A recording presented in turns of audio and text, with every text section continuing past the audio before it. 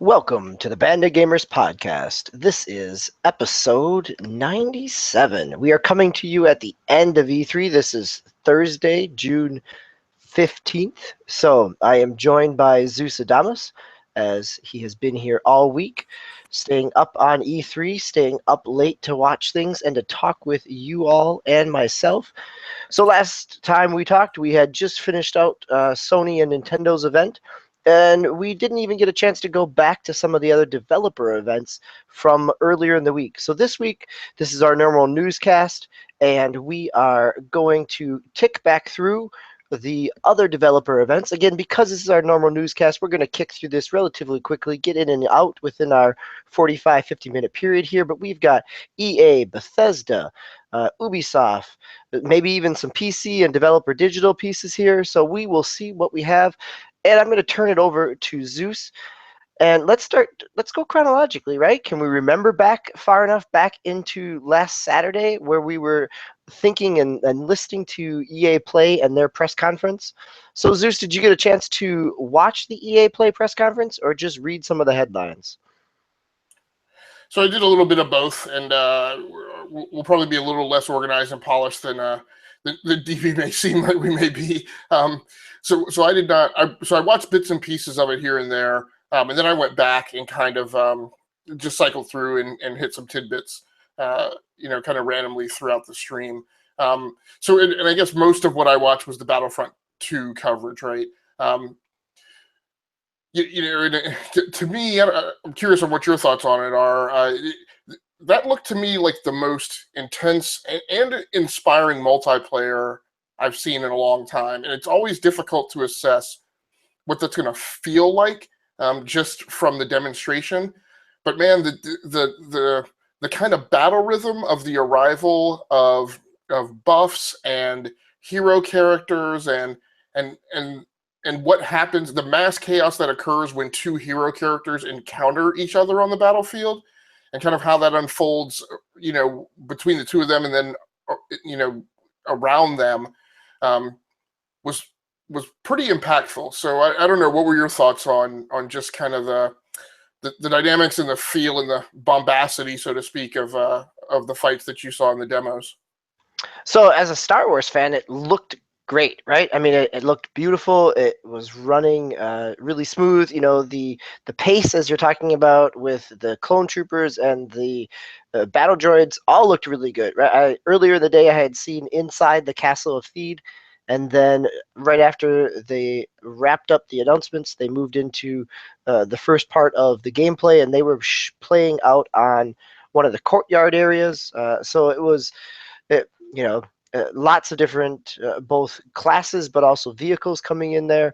I think it was really fun to look at as a Star Wars player. I'm really curious if it still has, at least what I felt was a very kind of meat grinder feel to Battlefront the 1 or Battlefront 2015, right? Like the time to death was relatively quick.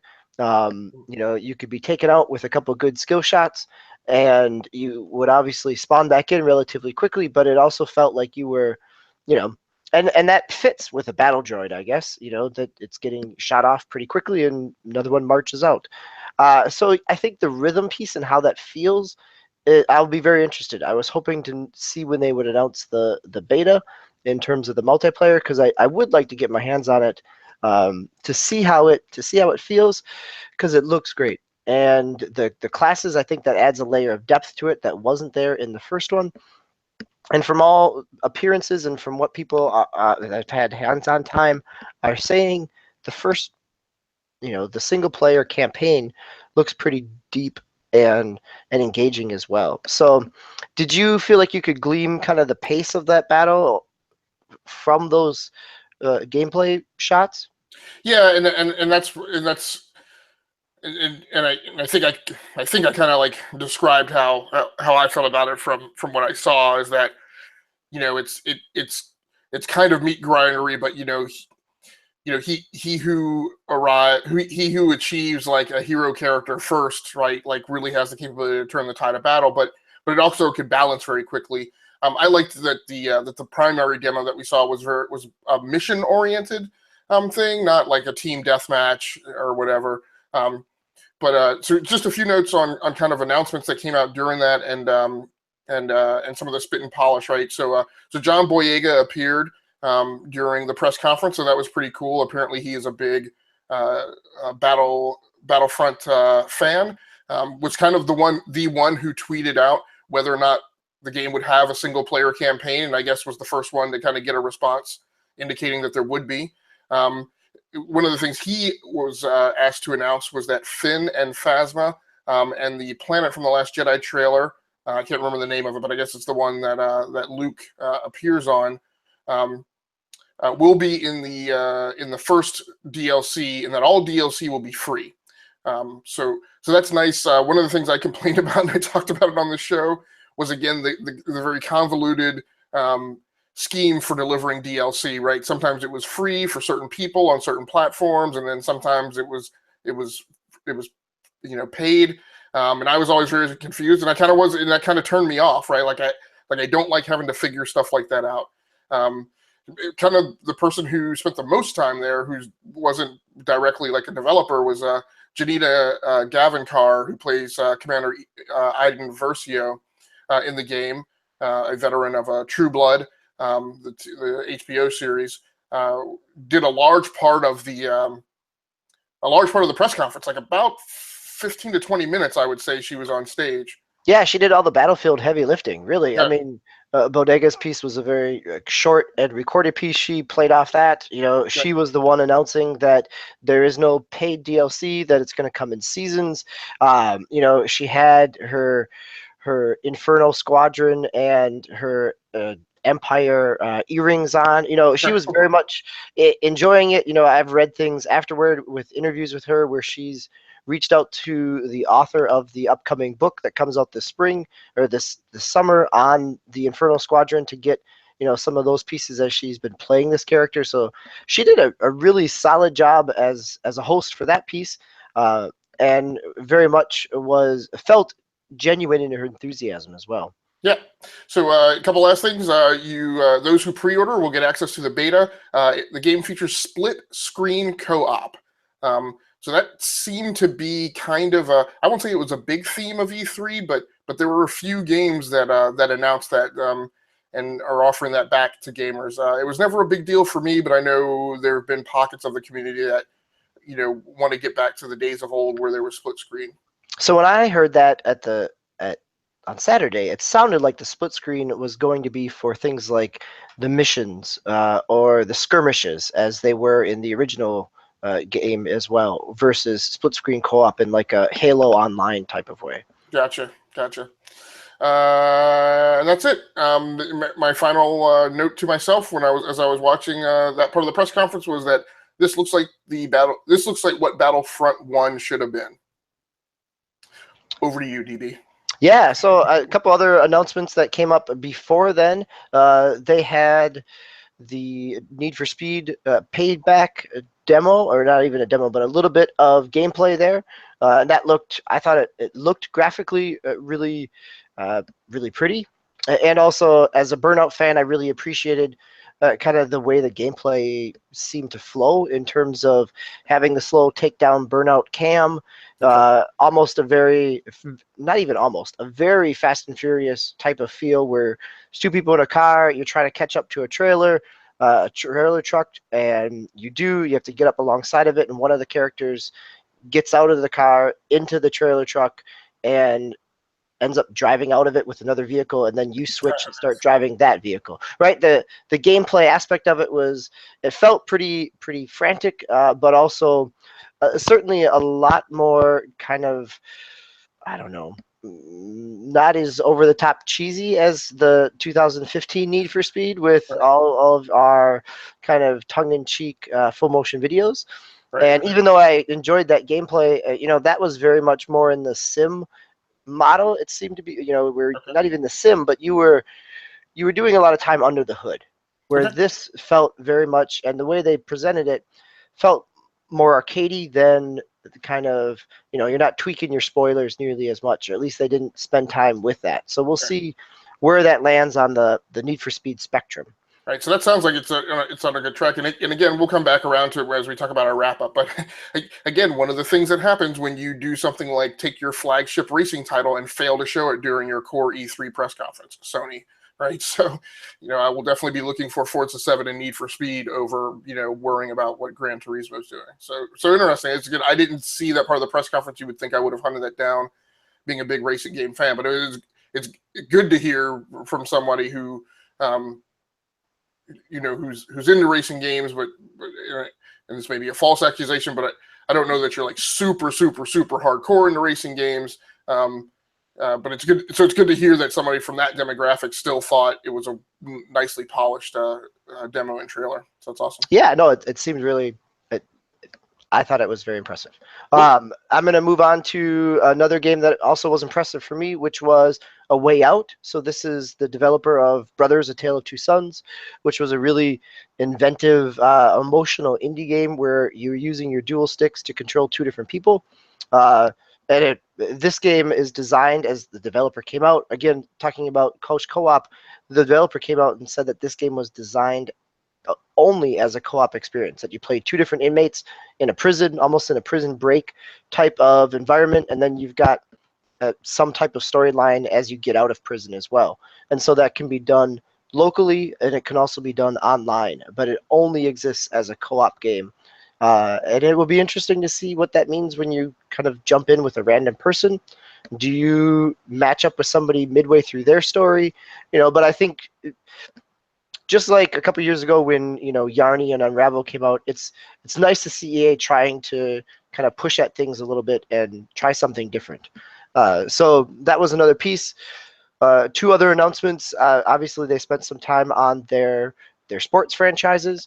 They best-selling with FIFA, but then they did spend some time. NBA Live looks like an actual game.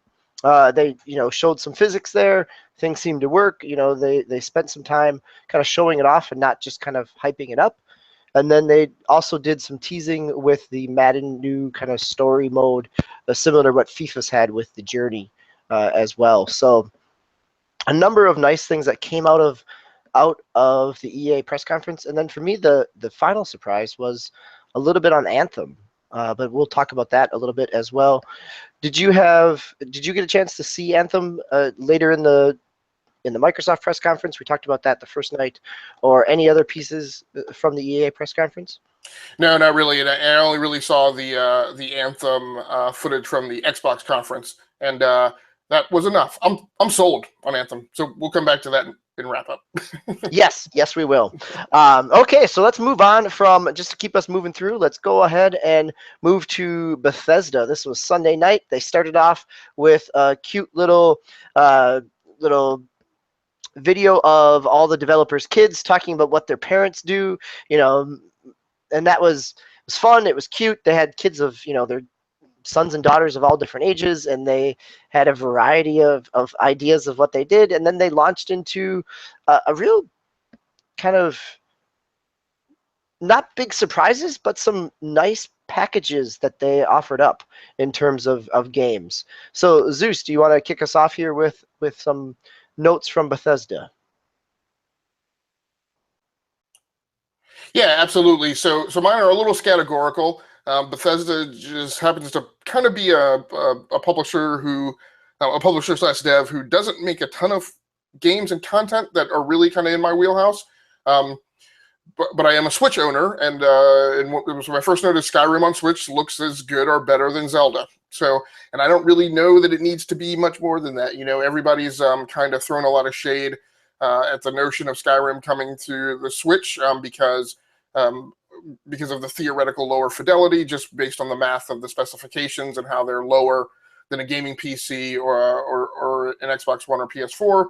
Again, I don't really know how much that matters. I also strongly disagreed with the notion that it's as journalists and bloggers are oft want to say, is the nobody wants to play Skyrim. I'm an engineer, and one of the things that you're taught as an engineer is try to tend to not use the terms always, nothing, or none, because it's very rare in physics and reality that anything is ever 100% true or the case. So Skyrim looked good. I kind of don't care about the Zelda, costumes and stuff like that, but it's fine. So I'm sure somebody will. Motion controls actually look good on Skyrim on Switch. I was kind of surprised. We only saw them for a few seconds, but I generally eschew motion controls, but they looked. The fidelity and the potential to increase the immersion were sufficient that I was like, I'll probably try motion controls at least. Whereas 98% of the time, what I do with a game that has motion controls is immediately go into the menu and disable them. So, yeah, no, I thought I like that idea. And it's not something where if I'm taking it on a portable mode, I'll be happy with the sticks.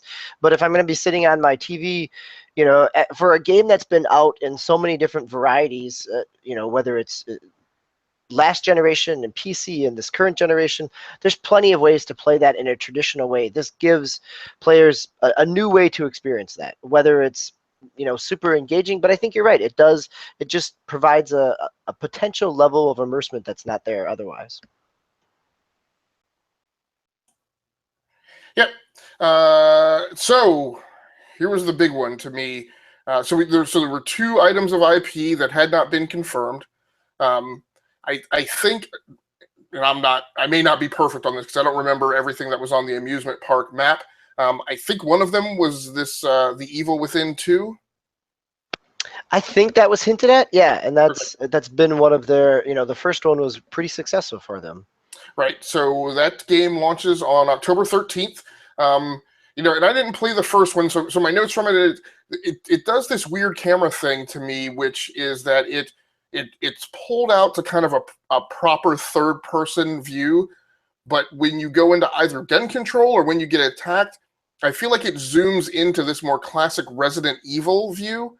And so that was notable, and that may hit some people positively or negatively, but it was something I picked up on. So at this point, before I go with the other IP that was under construction on the map, I wanted to ask you, what did you think about the throwback presentation style? There were a lot of kind of cartoony things, and there were kind of a lot of things that were nuanced presentations from trying to make it feel like a 1950s or 1960s kind of commercial or television spot. So I think some of that fits within kind of the traditional Fallout, menus and game guides back in Fallout 3 when you had a book that came with it, right? That it was, or it also fits within the art style of Fallout Shelter. And so it's a way for them to kind of potentially continue to push that out there. There's some updates coming from that. I'm sure that it had millions of downloads.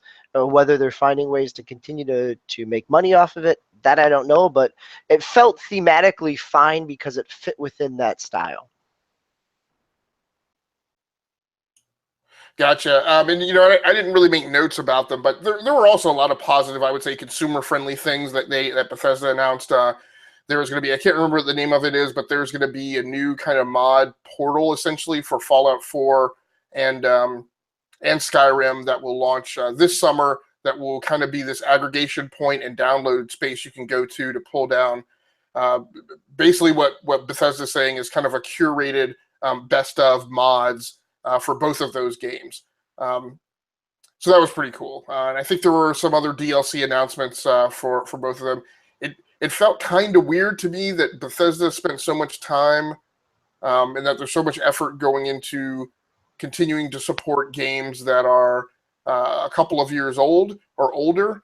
But so like Fallout 4? Yeah. Sure. Well, I think the mod scene has still been pretty big. Right, I think the Fallout 4 VR has the potential to give it some new legs. Same with the Doom VFR will be interesting to see how that plays out. And then you're right. They also had the Dishonored, another expansion, standalone story piece for Dishonored. Right. But they did have a big announcement that people have been praising all week now. Do you want to talk about your perception of that? So I don't know if I've got the one that you're mentioning, but what excited me, because I'm a huge fan of this franchise, and I kind of misplayed the last iteration. I'm kind of just getting around to playing that now. is Wolfenstein II: The New Colossus. So they started that. It was actually a kind of a double trailer or double commercial, and I almost kind of didn't get it.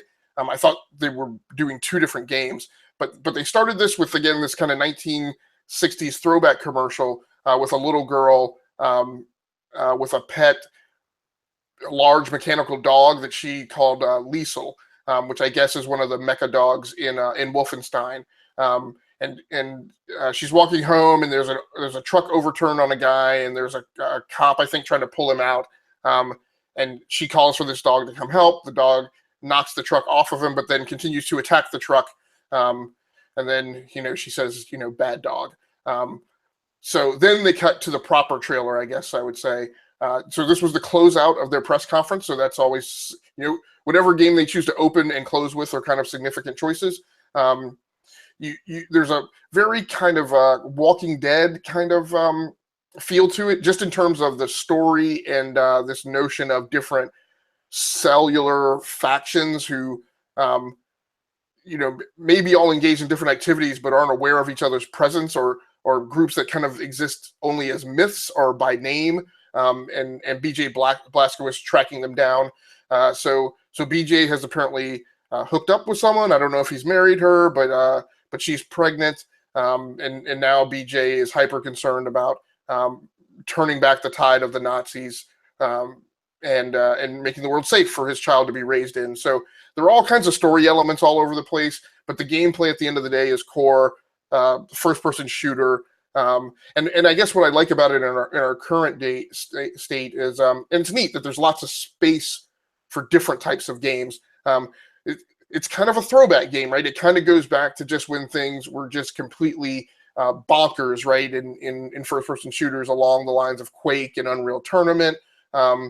And serious, I felt a lot of Serious Sam in it, which I would usually take as a negative, but I just mean in terms of all sorts of just crazy, insane enemies. But the other thing is, as I watched it unfold, I felt like each of those enemies was dangerous, right? So, and I go back to my current playthrough of Wolfenstein. I can't remember what the subtitle for that one was, but it was the one that was it's a New Order. Okay, yeah. So the launch title for the Xbox One, and again, I kind of tiptoe through it because there are enemies that are really scary, right, and will really mess you up if you just kind of roll through it, like a Serious Sam. So it looks good. It's kind of over the top, and that's how the Bethesda, I guess it was Bethesda's CEO, kind of described it when he came out on stage afterwards. So so I'm positive on Wolfenstein 2. That game drops October 27th this year. So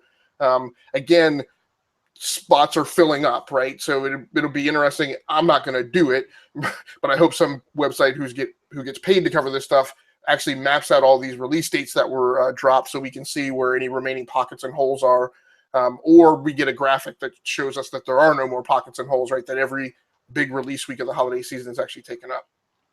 So that Wolfenstein, the first game was written really strongly as well, right? The narrative there was great, kind of an alternative history, and it seems to be pulling in some of the pieces. So this looks to be not only a fun and intense shooter, but also to have some good narrative hooks in it as well. So release dates: October 27th, Wolfenstein. October 27th, Mario Odyssey. October 27th, Ubisoft's big game in Assassin's Creed Origin. So 3 big games dropping on October 27th. So yeah, I feel those are, well, at least there's 2 like significantly different demographics there, right? So generally the people playing Mario aren't going to be playing Wolfenstein 2. And then what was the third game you mentioned? I'm sorry. And Ubisoft's Assassin's Creed Origins drops there as well. So that's rough. Yeah, that's rough for Wolfenstein, I think. Yeah, well, it may be different audiences, though. I think that's, having it not be another first-person shooter, or 2 third-person games coming out at the same time. I think that helps a little bit.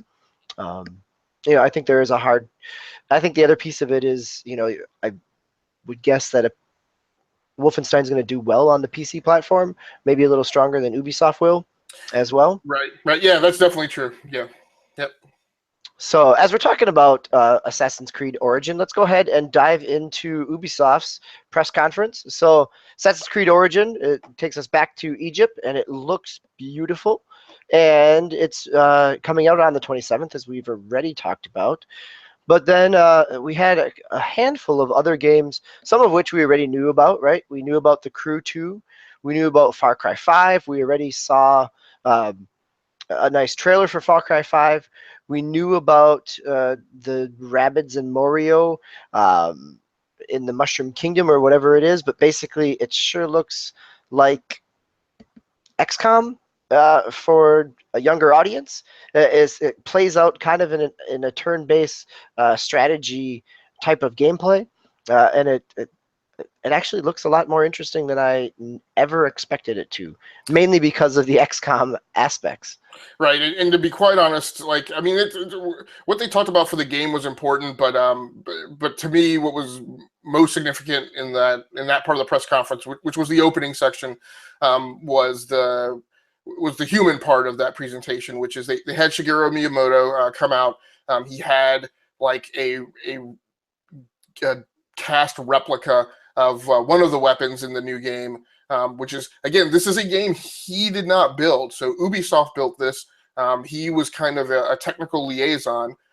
He mentioned during the press conference that when he met the creative director, he told him, I have one mandate for you, and that is to not make a Mario platformer game, right? Make me something original and unique. And I'm pretty sure they pan the camera to that guy. I'm pretty sure he was tearing up during that part of the press conference. So, for Shigeru Miyamoto to mention you by name, right, when he goes on stage, and there's apparently a lot of camaraderie and also competitiveness between Nintendo in general and Yves Guillermo, who is the CEO of Ubisoft. So that was very neat. It was very insightful. And the only other thing I took away from that was that the game had been 3 years in development. So, and it's Mario plus Rabbids Kingdom Battle. And that's late August is when that's coming out. And the 3 years in development makes a whole lot more sense because the Rabbids at that point in 2014, 2015 hadn't quite kind of died off yet. So we'll see what that looks like. We've got a handful of other games that weren't announced that were kind of surprises. So Zeus, do you want to tackle some of the other ones that were surprises? I actually don't. If you want to rattle them off, you can, because we've got roughly 17 minutes left, and I should have told you this ahead of time. I need space. I need space to talk about one game.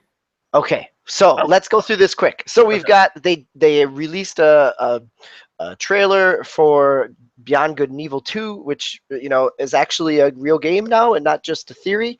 And I think the big surprise, other than the kind of crazy Toys to Life Starlink battle that came out, to me was Skulls and Bones. This is they took the tech from Assassin's Creed 4, the sailing pirate tech, and made a game out of it. They sent it over to Ubisoft Singapore, and they've created a game structure around basically being a pirate. That there's going to be a narrative piece, but also a multiplayer as well. So to me, that looks really interesting, and I wonder if this gets out before Sea of Thieves from Rare. I wonder what that does. The pirate marketplace isn't huge, so those are the two big pieces there. There was a developer digital press conference, but unless you've got something to say, it really was more of kind of a as developer digital is, it's kind of a joke. They did a lot of skits. It wasn't necessarily for games, it was for entertainment, which is excellent, and it's good that they did that. There was also a PC gaming at E3, which covered a handful of things, but I'm sure we'll come back to that at some point in time. So let's give Zeus the space that he needs. Let's all take a deep breath and see what do you need to have come out?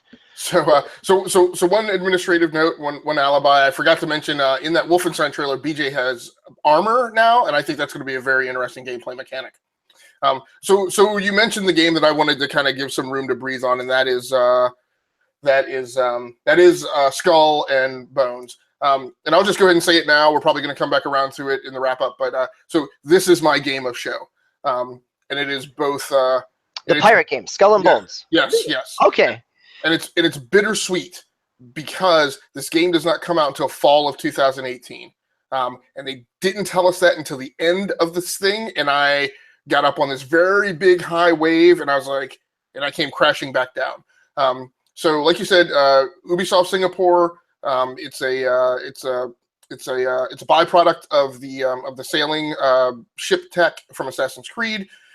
This pirate game takes place predominantly in the Indian Ocean. In the year that came up on the screen was 1721. I like this concept because Sea of Thieves went a different route, and they are taking place in the Caribbean, which is a great historical setting for pirates. So I love the fact that we've got two games coming out that don't cover the same space. I'm getting a little lukewarm on Sea of Thieves now, and I'll come back to that. So I love that this is taking place in the Indian Ocean, which is just a historic time period and geographical place that is not as prominently featured in fiction and other pieces. Apparently you're going to have the ability to I don't know if you can fully design, but you're going to have some ability to pick your avatar in the game. There will be female pirate ship captains. I thought that was great. And you're right. So something is going on about pirate games. It's not a huge part of the market, but there's a number of developers working on things in that subgenre. So here's the big thing. I'm playing the Dreadnoughts beta, and this is a little bit akin to the Dreadnoughts beta. So the awesome thing about the Dreadnoughts beta to me is it is a 5v5 multiplayer PvP with players being able to kind of cycle through, and you can change your classes as you get killed. You're going to be able to do the same thing. There are going to be multiple classes in Skull and Bones. I don't know if you'll be able to cycle. And they gave a pretty long demonstration of gameplay where when you go out on a mission, they showed a mission called Loot, where, yes, you go in and you fight each other, but the victory mark is who gathers the most loot and then escapes. And when the timer gets low in the match, the ship with the most loot, pirate hunter ships who are coming from actual sovereign nations and actually have letters of marque or whatever from or the actual official navy of those countries will appear and try to chase down and take down the ship that is carrying the most loot. So that creates a new kind of survival mode dynamic in the last 5 minutes of the match. I don't know if it's the 5 minutes or not. But they presented different ship types. So sloops, brigantines, and frigates at least were mentioned, all of which have different tactical strengths and weaknesses and would need to be employed differently from a tactical perspective in combat. So I feel like this is kind of a sister game to Dreadnought. It's kind of amazing that Dreadnought takes place in space with capital ships, and now you have this historical thing. I would love if one of these two companies or other developers or whoever fill in the other gaps in that historical context, like for the next few years, like I would love a World War II 5v5 PvP game of nautical combat. So that would be great. You can board ships. That was an awesome sequence. So the frigate moved into a ship that was disabled, quickly closed it up and boarded it. I don't know if that's just kind of a rock, paper, scissors animation sequence or if you have any kind of control over any of those characters. I felt like you didn't.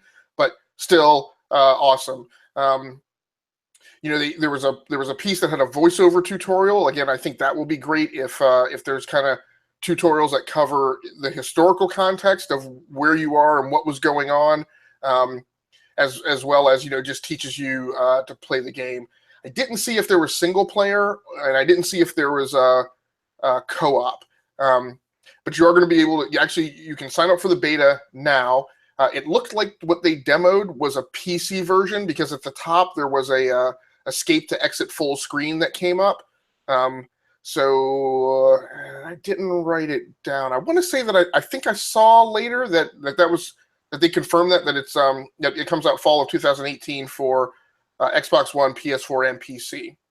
I think you're right. I don't remember. I think I misspoke that there's not a single player, that it's all multiplayer. That there may be some kind of, maybe there's bots, maybe there's some mission stuff for practice, but the big thrust of it is that 5v5. Yeah, and I would be completely satisfied if it was just bots. If you just had the ability to go in and set up your own skirmish and play offline, and not be dependent on connecting with someone. Last thing I'll mention. Great, right? Think about the strategy. Yeah. As you think about all those different ships. I'm thinking back to even all the way back to Sid Meier's Pirates, right? And thinking about different ships and the angles that you have to attack at. This was the game that got me excited out of the Ubisoft press conference, much more so than Assassin's Creed Origin, because truthfully, it's beautiful, but it's still Assassin's Creed, where this felt unique. Right. Last two things I'll mention is so also the world evolves. So they didn't go into a great amount of detail, but it sounded like they were saying it's a persistent world, and as you win matches or not, it impacts the world in a persistent manner. And that could wind up looking something like Chrome Hounds, which, as you guys know, was one of my favorite games of all time, just in terms of the multiplayer and the camaraderie that grew out of it with my squad. So that would be awesome.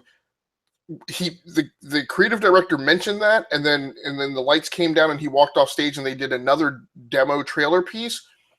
And what they showed was the crew who had won the loot match, essentially, kind of a little animation sequence showing them, doing a bunch of hoorahs and going through their gold and counting it.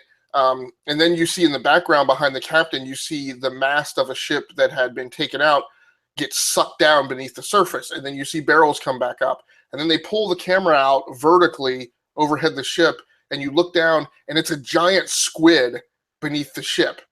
And I'm like, if that's tied to like there being consequences for your actions and then things happening that persist, like I don't know, like if squids deliberately hunt down like the winners of the loot match or something, I don't know.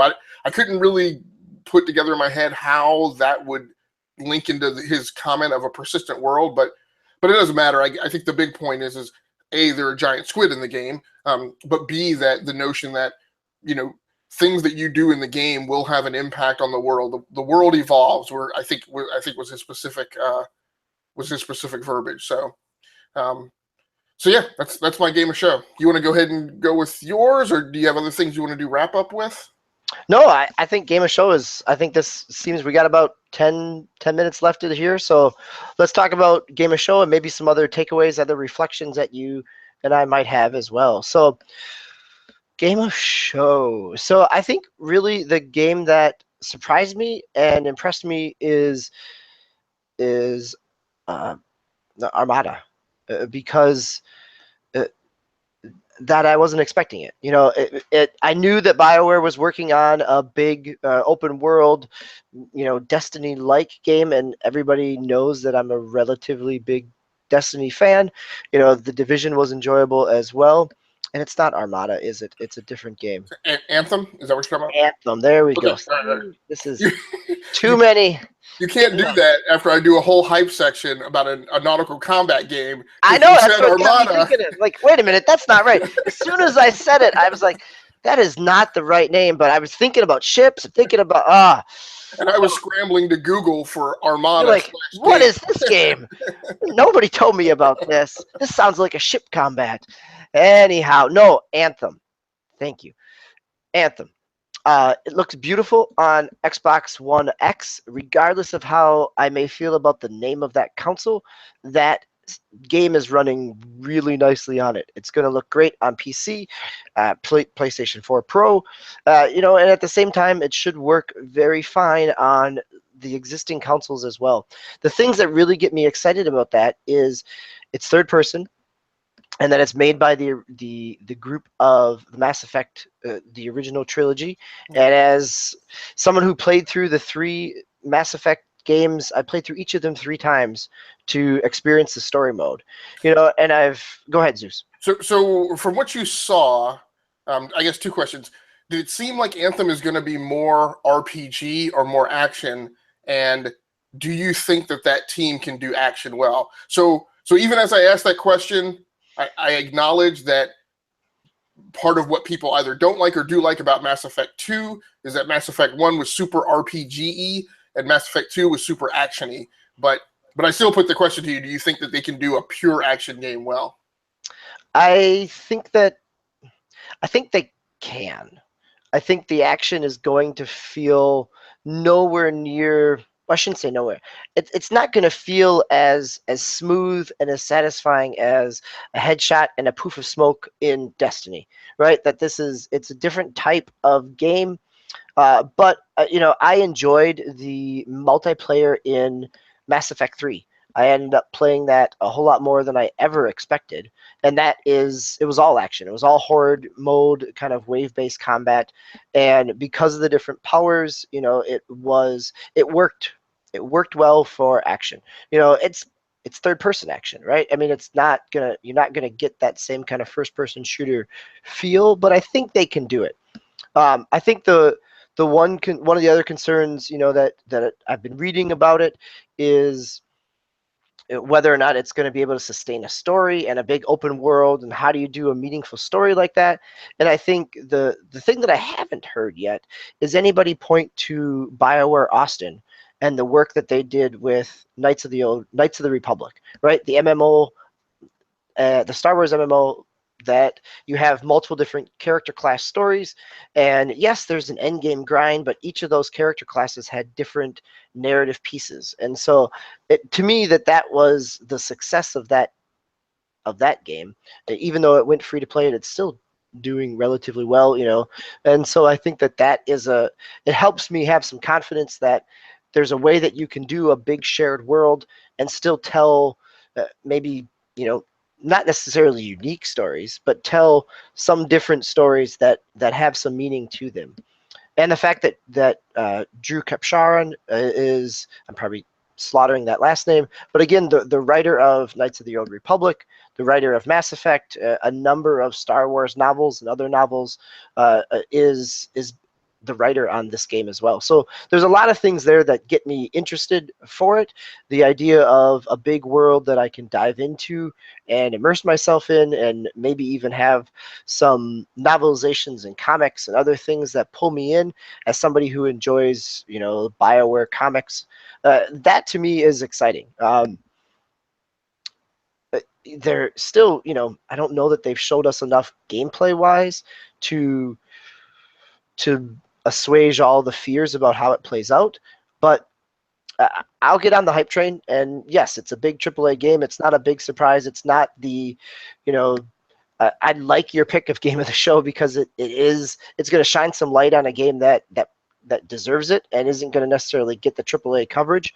But to me, this was the game that I wasn't expecting to see because I knew it wasn't coming out until next year. And to see as much of it as I did was a nice surprise, given basically what I saw at a lot of the other press conferences were things that we knew about coming in. Yep. Is Anthem also supposed to mimic Destiny's kind of RPG kind of thing? Like, is it supposed to persist? And yeah, it's designed to be kind of a looter shooter, persistent world. Whether or not what that means and how successful they are. There's going to be some growing pains, right? And whether they're successful in moving through them like Destiny was, or if they kind of struggle and hit a wall where the Division kind of has in year 2, it'll be interesting to see. But I'll be on board day one, and bumpy servers and all, just to see what happens. Right. Yeah, it's very interesting because in the wake of all of the negative press that has gone around about Mass Effect Andromeda, they're essentially taking that original team, because part of that discussion about Andromeda has been, okay, does the license get the license, but does the assignment get handed back to the original studio? And they're essentially pulling this train off the tracks, right? To dedicate that team to the maintenance of Anthem for the next foreseeable future. So, I mean, they see Andromeda story.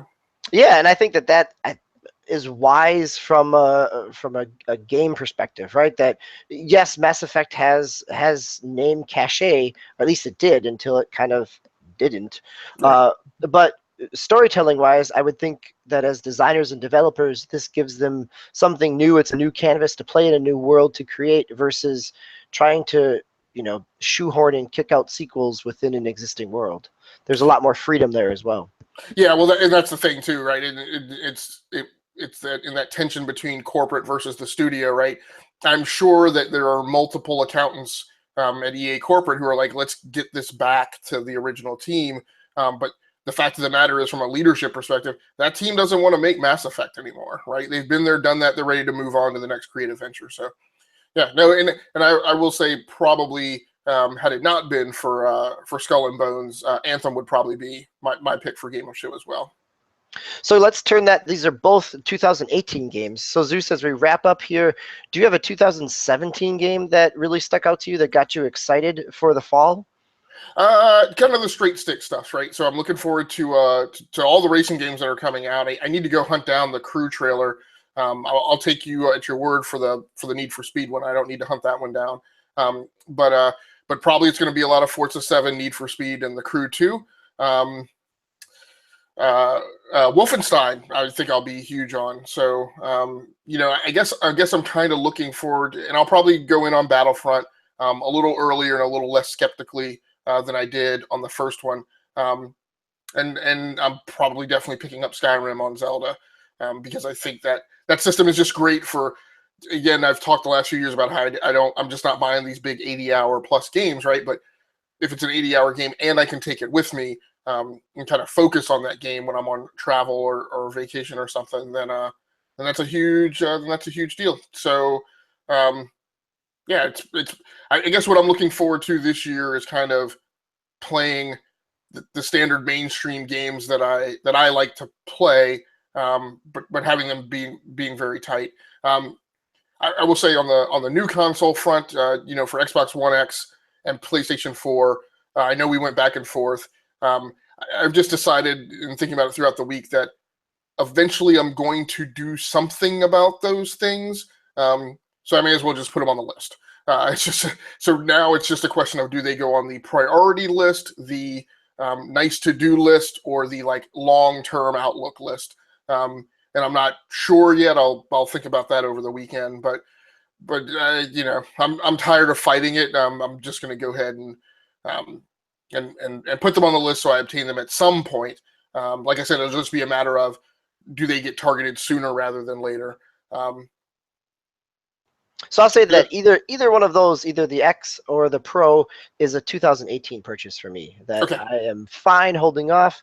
Actually, some of the games that I'm looking forward to this year for the fall, I'm looking. Mario looks interesting, even if New Donk City looks odd. But I'm also ready for Agents of Mayhem coming in August, because I'm a big Saints Row fan, and I think that's the tongue-in-cheek aspect of that is a nice contrast with a lot of the serious other games that come down the pipe as we hit to the fall.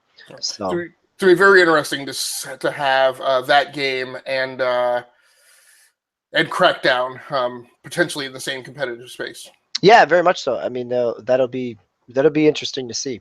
And Crackdown should be fun. It'd be interesting to see what multiplayer in that looks like, or co-op.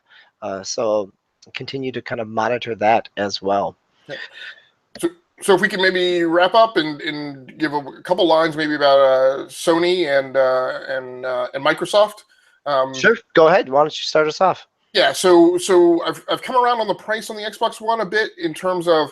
I think maybe the one reason and justification for it is to not put gamers in that position of where the prices are so close that they put themselves at risk of people taking the step down to Xbox One S. So with $250 of separation between the prices, you kind of clearly have a low-cost entry console versus a premier console. And you have a little bit less of the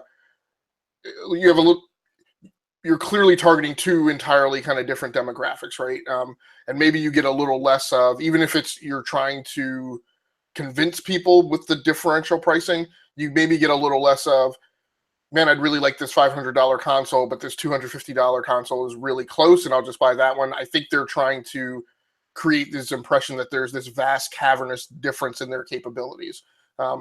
And unfortunately, I don't really know that we know that there isn't until we really see games show up, right? And hopefully somebody gets an Xbox One X and we can kind of see it firsthand. So yeah, I mean the pricing is what the pricing is. I have not. I don't remember if they announced it during the press conference, but I do definitely want to track down what the hard drive size is. Because if it's $500 and I get a 1 terabyte drive, that would kind of make me a little cranky. Yeah, I have not seen that yet, so it'll be interesting to see what that comes out as. Yeah, and so in general, I'm gonna say I really liked Xbox's press conference. I didn't like the pricing. But I just really disliked Sony's press conference. I kind of feel like after I've thought about it during the week, like I don't know why they had an E3 show, because they could have done Trailer Palooza kind of like a Nintendo Treehouse event, right? Sean Layden comes out on stage twice and really doesn't say much of any value. So they've got some interesting games. Like I said, I'm bugged that they're all third-person action games. The Spider-Man game having a bunch of what I call faux QuickTime events, kind of a la the Tomb Raider reboot, which I was not a fan of. Doesn't give me a warm fuzzy. And kind of like the movie, where I'm not interested in seeing any more Peter Parker stories being told. I'm having an even harder time being convinced that I need to play a Peter Parker story in a game. So yeah, it is what it is. And like I said, I think it was a big whiff to not show Gran Turismo during their core show. So what about you, man? Wrapping up thoughts on the big two? So I think in the big two, I think Sony played it really safe. I think you're right. They could have just had a digital showcase and streamed it online, and it would have been fine. You didn't need people kind of halfway clapping. But while I agree with you there, I think Spider-Man looks really solid in terms of the actual gameplay. I do have some concerns about the QuickTime, but maybe that's just the flashy cut that they put together. I'd be fine with if there's QuickTime stuff in the story, but I can go swing around the city and do side missions and random stuff all day long. That would be just fine by me. So I think that's, to me, that was interesting. On Microsoft's end, I was very interested in the games that they showed, but kind of just not stressed, but just concerned about the hardware that they showed, and not in terms of the specs, right? I think, as we talked about it the first night, I think the specs are great. I think the thing that I'm concerned about is any type of marketplace confusion, and that goes back to the naming aspect. I think the price is fine. I think you lay out exactly where the price fits and why that makes sense. As much as I may wish that it was called Xbox One Elite or something like that made it feel premium, just like the controller that's called Elite. The marketplace confusion that I'm concerned about is when a parent in the holiday shopping season comes to the shelf and there's an Xbox One S and an Xbox One X. What tells them that one is different than the other, other than the price? The price. I was going to say, that's like the club that beats them over the head, right? Clearly, this one is better. It costs more, right? So, no, I get you. I think, I was in a Twitter conversation with my former editor-in-chief at Geeks Worldwide before the E3 press conference, and he's like, does anybody think this is going to kind of change the gaming world? And I was like, I think the big thing is this transition for Microsoft into this kind of NVIDIA model, right? Where when I roll out a new Xbox One, it's not, I rename it, I rebadge it, I remarket it. It's, last year I sold you a GeForce 1060. This year you can buy the upgrade to the GeForce 1070. And it wouldn't surprise me. I kind of expect it. I don't know how they do it since they chose S and X, which are very near the end of the alphabet. But my expectation would be that the next thing will be an Xbox One U, V? Something, right? I mean, they got to do something. Right. But right. I think you're right. And I came around on the fact that I've made peace with that, right? I may disagree with the name and the marketing, but in terms of the hardware and where it is in the marketplace, I think it's the exact same spot that they need. It's where they need to be. They're not going to catch Sony. There's no potential for that. And so what they need to do, this is setting them up for the next cycle, or the fact that there is not a next cycle, like you're saying. This sets them up for whatever they're coming next with, and it is that step that they need to make. So for that part alone, I think it's successful.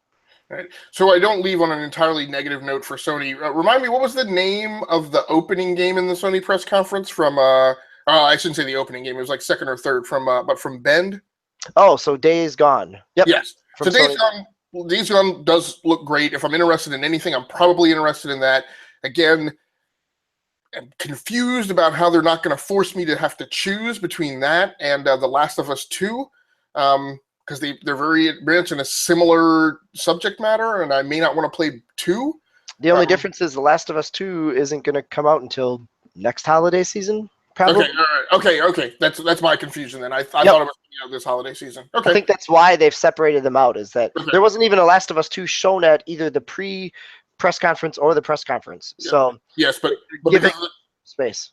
But because of the Gran Turismo thing, I didn't use that to cue up that it wasn't coming out. Yes. Well, you never know what you're going to miss. Right. So that's it. That's all I've got. You are we doing housekeeping now? Yeah, let's do some housekeeping, because this is kind of the end of the era with Banded Gamers and our tags here. So I'm going to kick it over to you, Zeus. You can kind of tell us where we're headed next. But next week, Osiris Prime will be back. It'll be the three of us. We're still looking for other hosts, whether you're, just got pulled in at E3 and have so much to share and talk about, or that you just so strongly disagree with us that we need another voice to tell us how wrong we are. But we've got a new direction. We'll see where that goes, but some good announcements coming. Yeah, so for the most part, we have kind of been piloting the shift in content that we were going to do under the rebranding for the last couple months or so. So there shouldn't be a ton of shifts in the show format. You'll still get the 2 shows per week. You'll get a big discussion topic on Mondays, as well as the What We're Playing segment. And then you'll get kind of a news-focused show in as close as we're trying to get to a rapid-fire format. And I actually think we've been doing pretty good with that. So that will continue. The major thing will be the what and the where. So effective next week, we will be rebranding to a podcast titled Enough to Keep Going. Is that it? That sounds so positive, right? I'm not quite sure, and that's exactly the point, right? The name of our show is Enough to Keep Going. That this is our love, our passion for games, our commitment to talking about them with each other and engaging with you as an audience is enough for us to keep going.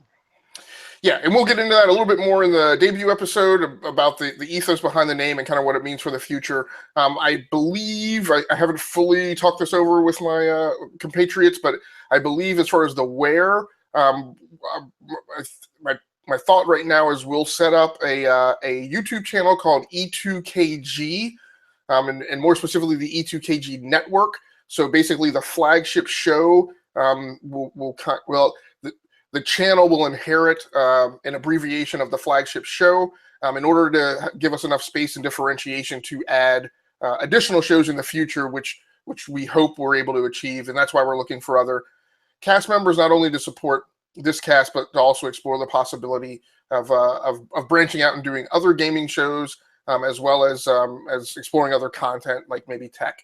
I will say we already have one show to add to the mix, and unfortunately it's a limited series show, but my friend David Pecci and I every summer do a podcast where we deep dive and cover the sci-fi show Dark Matter. So the first episode of that is up on my YouTube channel, Rounding Off Infinity, but I'll probably port that episode over, and then future episodes will go up on this E2KG network channel. So if you want to join the network, kind of the point of it is for small bands of podcasters to kind of band together and create this kind of gravity well, and hope that if somebody comes by to view one of them, maybe they might happen to start watching the others. So it's always a good idea, and it's dangerous to go alone, so to speak. So that's the thought, and that's where we'll be, and we'll put links on this channel to redirect you over to stuff like that. So please join us next week for the dawn of a new era. So we will see you all next week. For myself, DBQ Hams, and Zeus Adamus. For all those that have been with us over the time, for Osiris Prime, who's coming back next week, and for Greylock, who is successfully doing his Elite Dangerous. So For all of us here, to all of you, until next time, peace.